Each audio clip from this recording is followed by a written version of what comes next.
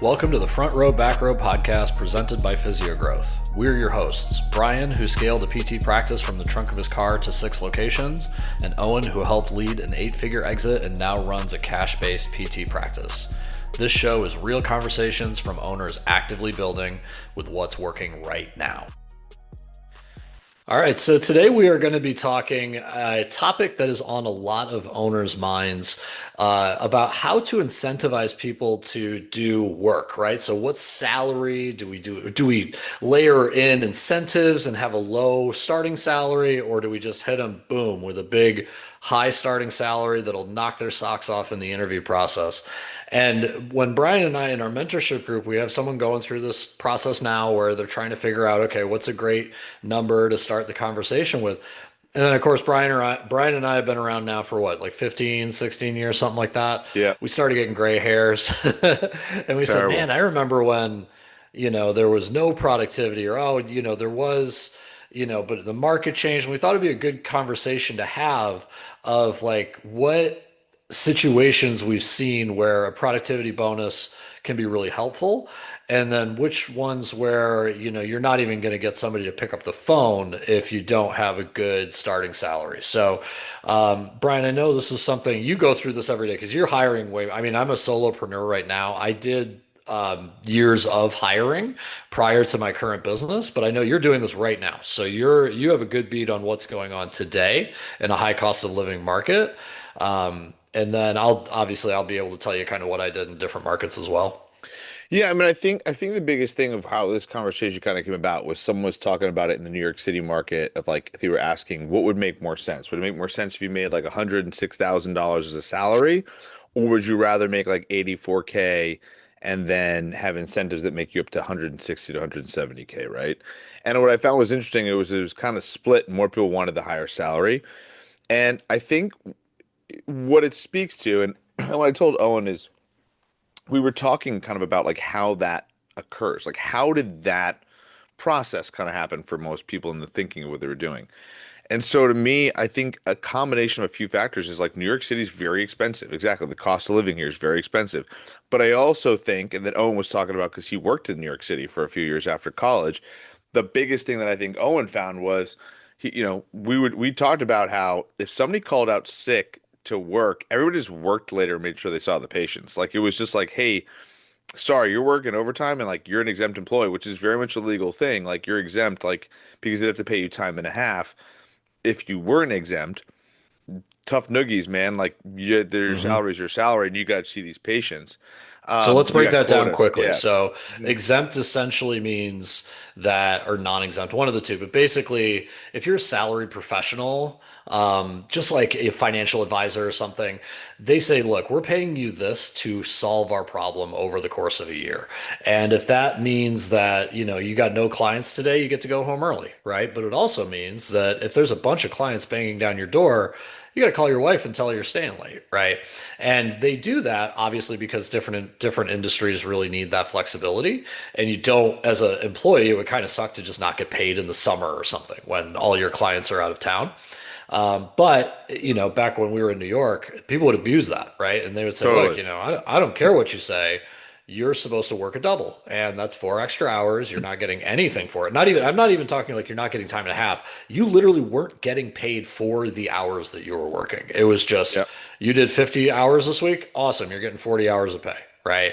Yeah. Not a fun situation. There's a lot of friction between therapists and management, but honestly, what they said was great. If you want to leave, we have 4 people who want your job. It's New That's the York difference. City. You are in your early 20s. You are making more than pretty much anybody in New York City in their early 20s at the time. Everybody wants to be here. Take it or leave it. Bye. Right. And that's where I think is important is the job market matters, right? You Yes. can't do that now, Yeah. or at Well, least you well, should be. I don't know. well, I think that's it. Well, because I still think that there's 4 physical therapists in New York City that will apply for a job, right? Yeah. And so what I think is very interesting is kind of this change. And the person who was doing this was a cash physical therapist in the concierge world. And, as people know, I'm in the insurance side of it. And The one and that to you're me, talking about, the raise the question of incentives yeah. versus salary. Yeah. And it almost shows that labor laws are actually kind of screwing up our profession to a degree, right? Because say that like the problem that occurs for most business like ours is it's a lot less expensive just to go hire another physical therapist and not have any of your therapists do overtime. So if Hmm. they're exempt and they're going to do a different thing and you're kind of like paying them separately, in theory, the therapist could have no cap and make more money. So I like we kind of talking about this zone. I was like, if someone worked 50 hours a week, in theory, you should be able to make, like, say you worked 25% more hours in the clinic or doing something else for the clinic in terms of like revenue generating. Well, in Hmm. essence, then wouldn't you, in theory, be able to pay the person 25% more money? So the simple math would be if Yeah. I'm working 40 hours and then all of a sudden you tack on another 10 hours for 50 hours, you could make $125,000 if you were making 100, Yeah. right? So the Yeah. answer would be like, yeah, I guess that would make total sense. That could happen. But what happens with state laws and labor laws, because they've been lobbied against, isn't, and that's there's issues with that, right? There's labor protection laws to make sure that people aren't Hmm. overworked. And so the reality of what's happening is a lot of people are going and getting a separate job, a PRN job or something like that, where they're making money probably for a company that they don't like. You know what I mean? So something that we've kind of played around with internally is we have other cash-based contracts. We have coverage. So like, if a PT has an SCS, they can go do emergency coverage stuff. If they have an AT, they can go do athletic training. So there's Hmm. opportunities to go make more money. And I think what's so fascinating, and I'm wondering if stuff will swing back around the other direction. But what's interesting is I'm watching people take the old like 65K signing, salary, and then I need to be making like 130K on the overall picture from the job market, but I need to have 50 to 60 hours available to do that. Well, again, what are we doing on? We talked about this. You're exchanging time for money. So the Yep. reality of the situation is, if you really think about it, if you just went to a regular job and said, I'll work 50 hours a week and we can come with a contract and like, you put on 50 patients a week on my schedule, um, and I'll make 125K, I bet a lot of companies would snap that up and be like, sure, let's do Well, and I've seen it, right? So when we were in Arizona, we hired, God, I was probably it. part of, I was led or part of 100 therapists being hired, right, over the course of like 8 Yeah. years. And we would get people from everywhere. And there was one guy who was pay per patient, right, in an Yep. insurance model. So I know that's a common thing in cash, right? If somebody maybe takes two patients or something as a side gig. But this guy's full-time job was pay per patient. And he hated it because the upside was great, but then the downside was bad, right? It wasn't Totally. like if you see 50 hours, you get the money, but if you only see 35, we still pay you 40. It was a commission salary. It was 100% Yeah. commission salary. Not to mention, ethically what he felt about that and things like that. So there are, different pay structures that you can use. And if you're trying to motivate an employee, I think the hardest part is trying to figure that out. And then if you're a bigger organization, making it so that the guy who is already there doesn't feel screwed, right? Yeah. So you have to have something in place where you say, okay, these people who you maybe have like two different tier structures and say, okay, you can choose safety and have 105,000 a year. And if you're busy, you're busy. If you're not, you're not. Yeah. Or you can choose not safety and make 75,000 a year, but if you're in a busy clinic and you can keep your patients, you can make 130 a year, right? So it's very delicate. It does matter about the size of your clinic too. It matters about if you got an HR and what they're willing to what they're willing to do within the laws, and then risk with legal, all that fun stuff. So it's kind of nuts. But I remember the job market dictated everything for us, For and sure. you were in a less your first few years, you were in what, Wilmington, North Carolina or something like that. So Well, yeah. did So you there guys was have that same like, dude, someone will take your job pressure, or was there a little bit more wiggle room? I don't think there's like a someone will take your job pressure, but what we definitely had the idea of like, hey, if you bill more, you'll make more, right? Okay. Which, by the way, makes sense. That's what we're talking about with the cash based Hmm. side. It's like everybody's go. It's so ironic because I feel like all these models are always the same, right? It's like, yes, obviously we're all time for money. So if you bill more, then you will make more. In theory, is the Yeah. way it looks, and people didn't like it because really it exposed it's not an everybody gets a medal mentality. It exposed the people who weren't very good, right? Yeah. Um, or weren't as productive and worked as hard. So Yeah. typically speaking, I think what's fascinating is kind of this differentiator that kind of occurs. Yeah, man, I don't think Well, the pressure is the as same. an owner, you always have to keep in mind, what is it, 40% of revenue, right? Yeah, 33, I've seen anywhere from 33% to like 50%. Cash, it's a little bit nicer because you can just raise your rates tomorrow and change that that's the big equation, difference right? Yeah. Yeah, but it's you still have to make a margin on each employee for for sure. you to continue to have a building to put that employee in and electricity to make sure that they can see their patients. So it just matters how you slice it, what your labor laws are. I think that's the key because the reality of the situation, like to answer your question, like what did I have the same pressure of feeling someone will take your job? Not necessarily. I never felt that because I feel like it was more rural area in North Carolina. Yeah. However, there was definitely a pressure along the lines of like getting more productivity, finding more I definitely felt that type of pressure. Mhm. I think at the flip side to your point, I mean, people have to realize like, so say you're charging more money in like a New York market, like, oh, and I haven't even looked at commercial spaces in New York, but I know how much, obviously it's going to be far more expensive than like Wilmington, North Carolina, right? So Yeah, like per if you square think foot, about, definitely. Yeah. yeah, so if you think about like people paying 70 to 80 to $90 per square foot in the, Connecticut, New York offices, right? Hmm. That makes a lot of sense that you're gonna have to charge more money.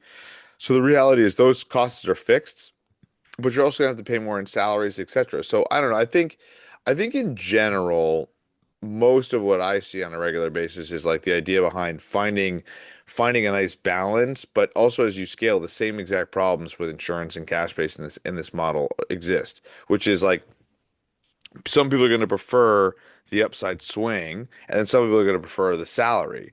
But the problem that happens is there's some people that are going to also change their mind halfway through, and you got to figure out your retention and what makes Yeah. sense. So it's like, some you might find somebody like I saw it with I say it all the time. I saw it with a PT who had a cash-based practice, and what happened was, or was didn't have a cash-based practice. He was working for somebody in a cash-based practice. He agreed to a contract, then realized, wait a minute, I'm working all these hours, and this is how much money I'm bringing into the business. I want more money, and the business refused to pay him, so they basically terminated him. And so what ends up happening is Oh. that hurt the business, number one, Yeah. but number two, that also like hurt the therapist. So it's pretty funny how this all kind of works, Well, and that there's two things with that, right?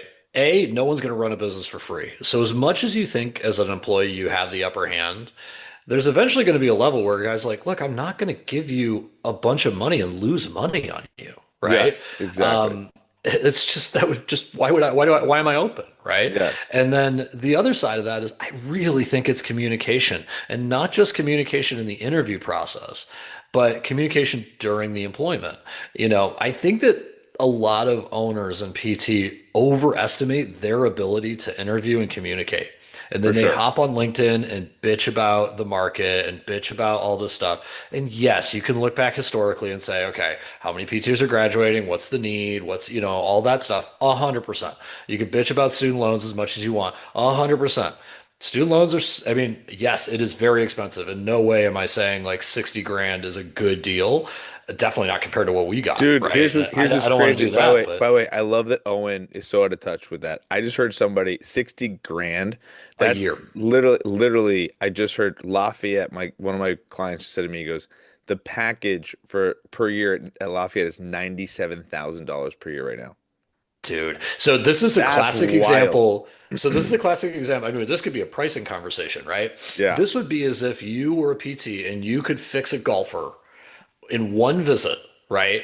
And you charge them $20, yeah, right? And oh my God, my pain's gone and all that stuff. That's what college was in the 50s, yeah, right?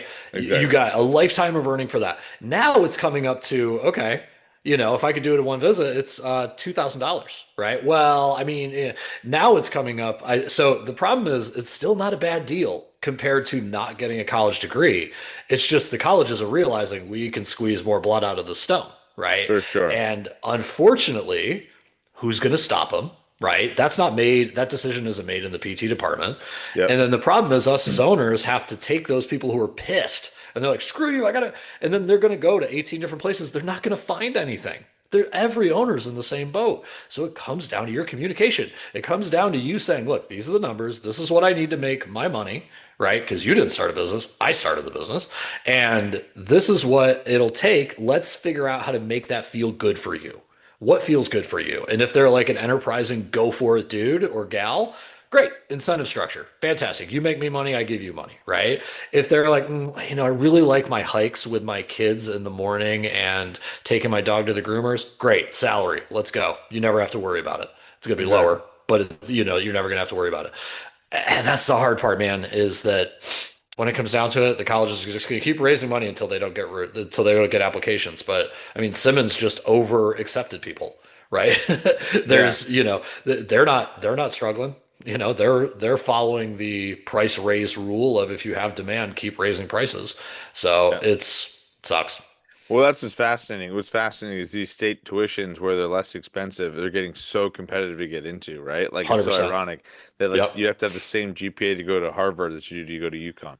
Pretty Well, and pretty that's it. bonkers. And you have those like ranking systems. Remember when we were in school, Ithaca? Yeah. Everyone at Ithaca was like, "Oh, it's the best PT school in the country. It's the hardest to get out of. The attrition rate's insane. Essentially, like you should love us because we're going to fail you." And Yeah, then like the exactly. rankings first came out, right? And like Wash U, USC, Duke were all at the head, and all of our professors were like, "Well, yeah, that's because they're in a med school and they have an orthopedic department, so they have four human analysis labs, and all that's bullshit. We're actually the hardest one, and blah blah blah." Now, my God, people are online being like, "Well, if I don't get into USC, I'll never get a job." And then you have like an old school PT who's like, "Dude, go to state school." Yeah, for like, sure.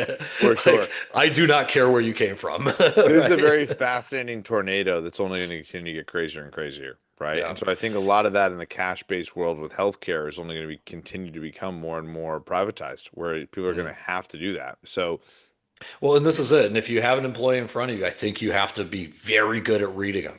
You have to say to somebody who's like, I think a more entrepreneurial or more ambitious employee should be going to a cash-based place or should be going to an insurance-based place that has incentives, right? yeah, If you're, because they can raise prices, or if you incentivize people and have different streams of income, like you guys have fitness and you could do athletic training, kind of like whatever, uh, looking at like sports teams and things like that, those are the clinics that are going to survive, is the ones who can say, look, we're never going to have a down month because we take insurance and no one else around us is in business, right? yeah, And, come work for us.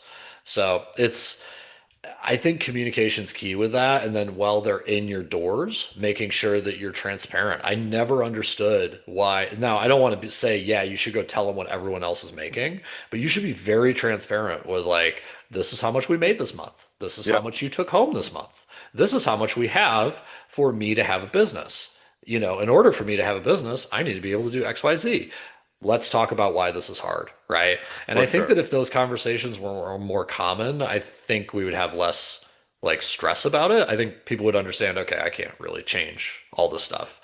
Now, if you're a dick owner and you want to just rake your employees over the coals, then yeah, okay. You're not even listening to this podcast. But Yeah, if you I want think. to, if you want to be good, like that's what you should do, I Well, think. I think one of the things that was so helpful for a while that I've watched as like a change was that if you just were saying, "Hey, look, we're a great physical therapy practice to work for," that did attract a lot of people that would want to help you, and it still Mhm. is. People still want to be able to do that. Um, However, it's so fascinating how now the cash-based world's starting to crank into it. And it will happen Yeah. eventually with the cash-based side, especially if it doesn't change. I mean, again, PD school being 100K per year. I mean, when our kids go to school and it's gonna be a $500,000 commitment, people are not gonna for physical therapy, the reality is the ROI is just not gonna be there. It doesn't make any Yeah. sense. Well, So I it's a hate to say it, but crazy I think PT is going to become chiropractic in 30 years, for where sure. the most you have is a one, maybe two location office. Everything's going direct to the owner, and you're going to have a huge variability in skill. And you're going to have some where it's just snake oil salesman, where it's like, here, do your red light decompression, whatever the fuck. And then you're going to have others where they're actually really, Yeah. free to do what they want. And I think insurance is gonna have to do something about that just simply because there's so much research. Like your knee replacements are going to be worse because you don't have us. Like Yeah, your back pain is not going to be worse because you don't have a chiropractor. This is, the evidence isn't there. There will eventually be that. I think that rates will go up if it gets so bad, but I think we still have a lot more storm to drive through, man. Like we're gonna totally. have doctors on our side because how many physicians do you know who are like, no, we need physical therapy, right? For Almost sure. none of them say that about chiropractic. So eventually rates will go up, but it's going to take a lot more people, get a lot more pressure before it does. Yeah, I mean that's the thing. It'll be interesting to see how and I've noticed that these things take more time. They don't just happen overnight. They take a few Hmm. years, they take 10 years, they take 15 years to get to these levels, but I totally agree with your sentiment is that it's going to become harder and harder and harder to turn the tides on some of this stuff. So it is going to be a fascinating kind of thing to watch in general. Well, and So, I think the good mix of scale, and not to like toot your own horn, but I mean, I think the mix of like scaling and profitability is going to be stuff with like what you're doing, where it's like a hybrid of some other thing besides physical therapy contributes to our bottom line. What do yeah, you do with your fitness, right? And I mean, if you're not a workout, gym junkie, then it might be massage, it might be, you know, Pilates class, it might be whatever, right? But I think that we started this off on payment structures, but that's something that I would use to incentivize somebody to be like, hey, I'm an owner and I'm open. I know I need a change. I want you to be part of that change. And if you can make me a bunch of money, I'll give you X% of what we make off of that line, right? There's so many ways that you can get creative with this. Again, if you just communicate. for sure. I agree with the communication side of it. I think that's the best thing that you can do with any of your team members. I think it's becoming harder and harder to hire people. I think more and more people are getting nervous about hiring people, and that's why these incentive-based things are coming out. But the reality of what they are doing is they're creating a kind of a reverse productivity model, right? Because the Mhm. reality is now instead of me saying, "Hey, Owen, I need you to be 80% productive," instead what we're saying is, "Hey, Owen, I'm going to not just pay you if you just don't see that many patients." Like, how crazy is Yeah. that? Like, that's the Think difference in basically what's going on, right? think of the So, stress that would cause, right? for Like if sure. you're mostly productivity, right? Where you're like, oh man, I got to keep up. And the biggest problem I found with that is when you don't have control, right? Yeah, If you're treating patients all day, you're not marketing. So you might get some crappy referrals, right? for sure. You might have a marketing person who brings in someone who's way less likely to stay, right? For sure. So yeah, it's the productivity side. I get it as an owner. I get it as an owner because you're like, look, I'm not making a huge margin anyway, and I know to make sure I don't go backwards, I have to hire somebody, but I'm not exactly forwards either. Let's figure out a productivity thing so that way I get paid that day, right? Or Yep. I make sure I get paid first before I pay them, right? Totally get it, 100%. But that is a recipe for stress for that employee, right? Because you're thinking about it, all those numbers, all that math they have to do, and it's maybe a difference of five or $10,000, Yeah, right? And we're not talking massive money. So they don't sit there, they say, okay, I got 10 grand more. Cool, I went on vacation when I otherwise wouldn't. But we're not talking life-changing money. But if you put a productivity stress on them, that's life changing, right? for As sure. opposed to salary, right? So you got to find the right person who loves that. Like they're competitive, they want to do that. Like, let's go. That person's going to get activated by that productivity. But if you do that to somebody who doesn't want to do that, then they're going to be like, okay, 10,000 is great. But all that means is I can get, two more subscriptions and like a weekend in San Diego. Not worth it. I'm changing jobs. So, Well, and on top of that, for those who are thinking about doing this, the reality of what I kind of see too is the person who's usually into that, especially in a cash-based practice, well, guess where they're going in a few years? That mhm. person left and then tried to take all the clients with him. That's why he got terminated. And then he took some clients with him. So the Yep. reality, that's what makes it hard to scale when you do that. So you want to make sure that people are comfortable because if they're comfortable, whatever capacity that you do, it's the job owner, it's the owner's basically the biggest thing I tell people is if you think about it as an owner, it's your job to make sure that you're ensuring their livelihood through salary. If you Mhm. can't do that, that means you're not getting enough clients to the door, right? Yep. And so at the end of the day, if you need to go to this like incentive-based thing where it's 65 plus that, like in my head, I'm like, oh, so they're nervous about not getting me full fast enough. That's where the Mhm. margins are. That's where the profitability is in the business, Yep. right? Whereas if they can offer me a salary nice up front, like that means okay, the business is like stable. Yeah. right? That's exactly what you should think about. Is like if the reality of the situation is if whether it's cash based, insurance, whatever, it doesn't matter. If that's not like locked up, then you got a problem. So that's something that I think is a big piece of this for sure. Yeah, and I think it's important for owners to know you may be paying 60% of revenue for somebody on their first 3 months. But the kicker is it costs 50 grand to 100 grand to replace somebody in terms of lost time and lost business and all that stuff. So it's like and signing bonuses and everything. So you have to somewhat be okay with the fact that it might be a rough few months when you first hire them. But Totally. That's the reality of what everyone needs to wrap their head around. That's usually what it yeah, comes down to. yeah. And if They you don't bring want on those 3 months, so they'll sacrifice the next 3 years. exact bingo. That was very There well you go. put. Right. Mic So drop. that's a mic drop on that one. So hey, if you want help with not sacrificing the next 3 years and getting your stuff and your shit together, join our physio growth group, physio-growth.com, or you can join our school group at Physio Growth. There you go. You can learn Cool. from us. Hopefully, Cool. you learned something today. Love All it. right, my friend. Sounds good. We're All right. out. See ya. See ya.